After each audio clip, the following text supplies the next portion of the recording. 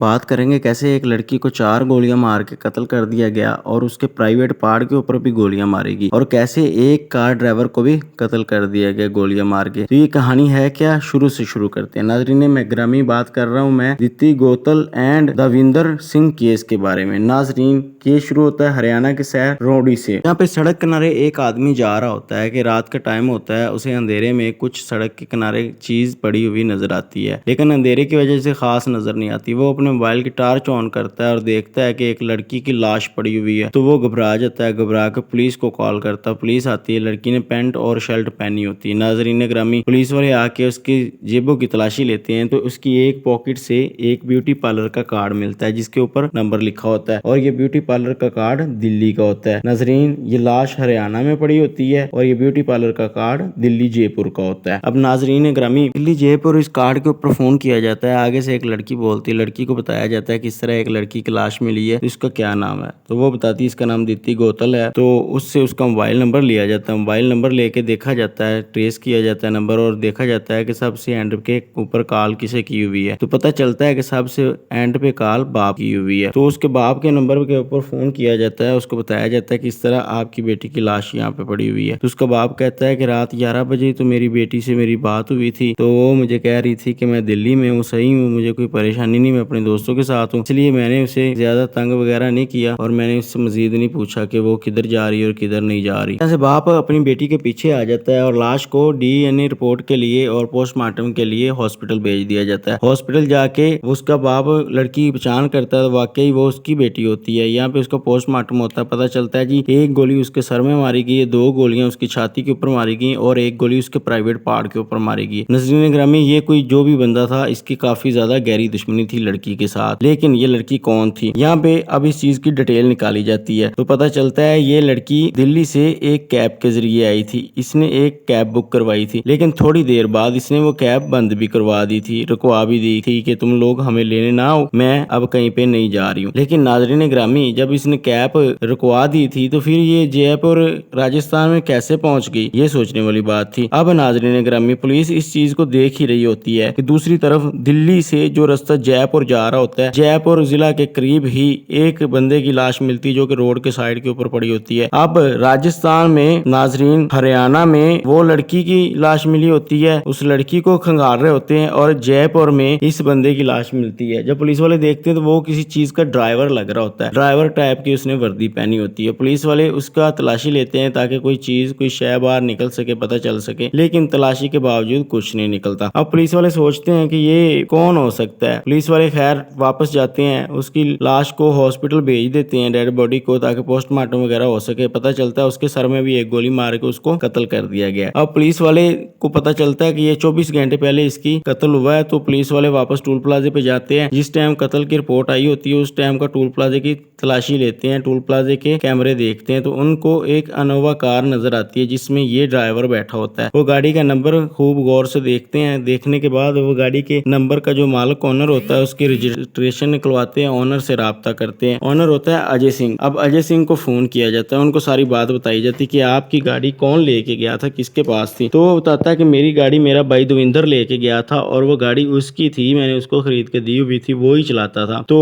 Police वाले पूछते हैं कि वो किधर गया था। तो वो बताता है कि वो दिल्ली से जयपुर कैब के जरिए एक सवारी लेके गया था। उसकी बीवी ने भी ये बात बताई कि हाँ दविंदर जयपुर जा रहा था, रात 10-11 बजे मेरी उससे बात हुई थी। उसने बोला कि मुझे किराया अच्छा मिल गया है इसलिए मैं जयपुर जा रहा हूँ, तो लेट आऊंगा, तुम लोगों ने परेशान नहीं होना। तो इसलिए हम तो आराम से बैठे हुए थे, लेकिन उसके बाद उसका नंबर बंद हो गया। पुलिस वाले उसके भाई अजय सिंह को बताते हैं कि तुम्हारा जो भाई है दविंदर सिंह, इसको किसी ने कत्ल कर दिया और ये जयपुर के हाईवे के करीब पड़ा हुआ हमें मिला है। तो वो लोग आते हैं, आके पोस्टमार्टम के बाद डेड बॉडी ले जाते हैं, अंतिम संस्कार होता है उसका। नाज़रीन ग्रामी यहाँ पे दीप्ति गौतल का मर्डर हो जाता है पीछे हरियाणा के जिला में और दविंदर का मर्डर हो जाता है जयपुर में। नाज़रीन ग्रामी यहाँ पे वो देखते हैं कि जिस बंदे ने इसकी गाड़ी छीनी, इसको कत्ल किया, जारी बात वो आगे किधर भी गया होगा। वो आगे जाके टूल प्लाजे के ऊपर देख रहे होते हैं तो वहां पे उनको एक बंदा नजर आता है, वो इनोवा गाड़ी लेके जा रहा होता है। लेकिन इतनी देर में पुलिस को फोन आता है, जिस बंदे की तुम लोग तलाश कर रहे हो वो बंदा हमारे पास है। और पुलिस फोन करने वाली गुजरात पुलिस होती। नाजरीन यहाँ पे 3 जिला की पुलिस इन्वॉल्व होगी इस केस में। अब जयपुर की पुलिस जाती है और जाके उस बंदे को गिरफ्तार करती है। गिरफ्तार करने के बाद उसे उसे जयपुर लेके आ जाती है। अब जो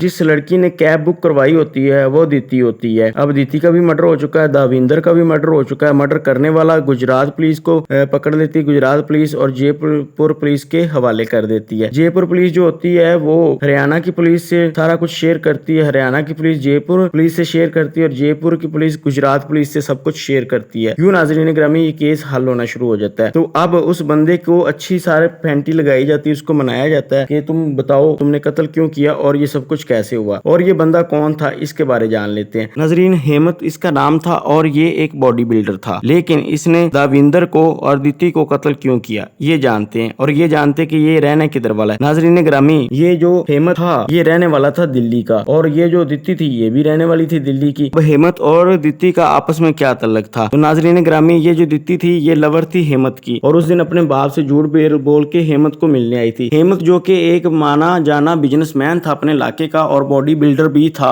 और इसने काफी गोल्ड मेडल भी जीत रखे थे और काफी मारूफ बंदा था, लेकिन इसको एक बुरी लत थी इसको लड़कियां सेट करने की। इसके पास पैसा होता था और ये अयाशी में पड़ा हुआ था। लड़की सेट करने के बाद उसे 2-4 महीने यूज करने के बाद छोड़ देता है। ऐसे ही इसने दीति को सेट किया, सेट करने के बाद 2-3 महीने यूज करने के बाद ये छोड़ना चाहता था, लेकिन दीति इसके पीछे चिपक गई, हर तरह से इसे टॉर्चर करना शुरू कर दिया। इसके जिम के ऊपर चली जाती, क्लब में चली जाती और इसके दफ्तर तक चली जाती कि तुम मुझसे शादी करो, मैं तुमसे शादी करना चाहती हूँ। जिसकी वजह से हेमंत काफी ज्यादा परेशान हो गया, इतना ज्यादा परेशान हो गया कि उसने सोचा कि अब की बार जब दीति ने मुझे बोला ना कि तुम मुझसे शादी करो तो मैं इसको कत्ल ही कर दूंगा, मैंने इसको छोड़ना ही नहीं। इतना ज्यादा वो टॉर्चर हो चुका था उससे। तो वो एक दिन हेमंत जो होता है दीति को बुलाता है कि आओ फिर मुलाकात करते हैं। तो अपने घर से निकलती है और उसके जो होता है जिम हाउस उसकी तरफ आती है, रास्ते में वो उसे मिलता है। मिलने के बाद वो कहता है कैब बुक करवाओ। कैब बुक करवाते हैं, फिर उसको शक हो जाता है कि अगर कैब लेके गए तो सारी बात दीति ने कैब बुक करवाई होनी है तो मेरा भी पता चल जाना कि साथ मैंने गया हूँ। तो वो कहता है कैब को कैंसिल कर दो। वो कैब को कैंसिल कर देती है, लेकिन इतनी देर में लेट हो जाता है, कैब वाला आ जाता है। तो वो कहता है कि ये भी चलो ठीक है, कैब को हमने कैंसिल तो कर ही दिया है, नाम नहीं आएगा। तो वो कहता है कि भाई तुम ऐसे ही चले जाओ। अब कैब का जो ड्राइवर दाविंदर होता है वो कहता है कि नहीं भाई आप बुकिंग करें, मैं फिर जाऊंगा। तो वो जो होता है हेमंत वो कहता है कि आप हमसे डबल किराया ले लेना, ऐसे ही चले जाओ, जयपुर हमने जाना है। तो वो मान जाता है। सारा दिन दिल्ली घूमने के बाद वो जयपुर दीति को लेके जाना चाहता है। दीति पहले तो इनकार करती, लेकिन वो करता है यार प्यार में ये सब कुछ नहीं होता। तो फिर दीति मान जाती है। जयपुर के लिए वो निकलते हैं। रास्ते में उनकी लड़ाई शुरू हो जाती है। लड़ाई शुरू होती है हरियाणा के इलाके में जाके। तो वो कहती है कि देखो तुम मुझसे शादी करो, अगर शादी नहीं करनी तो तुमने मुझे सेट क्यों किया, मेरे साथ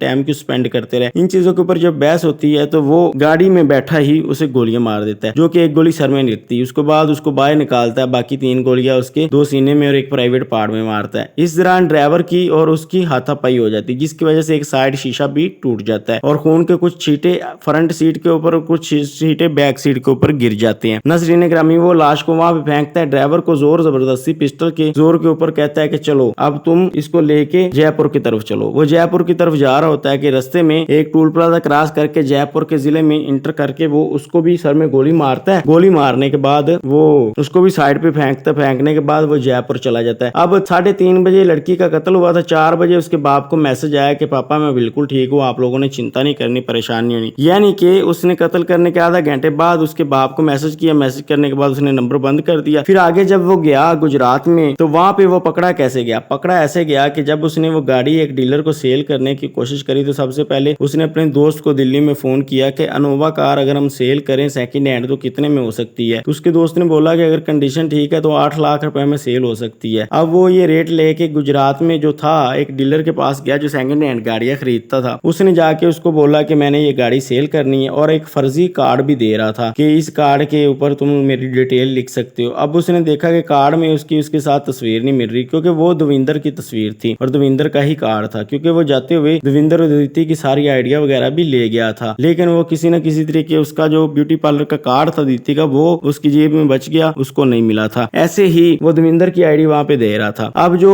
डीलर होता है उसका नाम वकास होता है, वो वकास पार्क होता है उसका नाम। वो अच्छी तरह गाड़ी को देखता है, देखने के बाद वो नोटिस करता है एक शीशा भी टूटा हुआ है। तो फ्रंट सीट के ऊपर खून के छींटे भी पड़े हुए हैं, बैक सीट के ऊपर खून के छींटे भी पड़े हुए हैं और बंदा जो है घबराया भी हुआ है, गाड़ी काफी जल्दी सेल भी करना चाह रहा है। तो वो सारी चीज को समझता है। समझने के बाद वो गाड़ी की नंबर प्लेट चेक करता है तो पीछे नंबर प्लेट के ऊपर फोन नंबर लिखा होता है अजय सिंह का, जो कि दविंदर का भाई होता है। वो उसको फोन करता है तो बताता है कि ये गाड़ी आपकी, वो कहता हाँ मेरी। वो कहता है यहाँ पे एक बंदा है, हेमंत उसका नाम है, और वो ये गाड़ी सेल करने आया। नाजरीन ग्रामी, वो अजय सिंह उसको बताता है कि इसने पीछे 2 कत्ल किए हैं, ऐसे ये फरार हुआ है राजस्थान से और हरियाणा से और जयपुर से, तो आपने किसी न किसी तरीके पुलिस को कनेक्ट करो। तो ऐसे ही वो उसकी बीवी से भी, दविंदर की बीवी से भी बात करवाता है, वकास की। तो वकास पारकर जो होता है वो बात करता है, उसकी बीवी बताती है कि किसी को पता नहीं चलना चाहिए, इसको यहाँ पे बिठा के रखो इज्जत के साथ और पुलिस को खबर करो, इसने 2 कत्ल किए हैं और कत्ल करके गाड़ी छीन के फरार हुआ है, ऐसे इसने गाड़ी बुक करवाई थी। पूरी स्टोरी वो सुनाता है।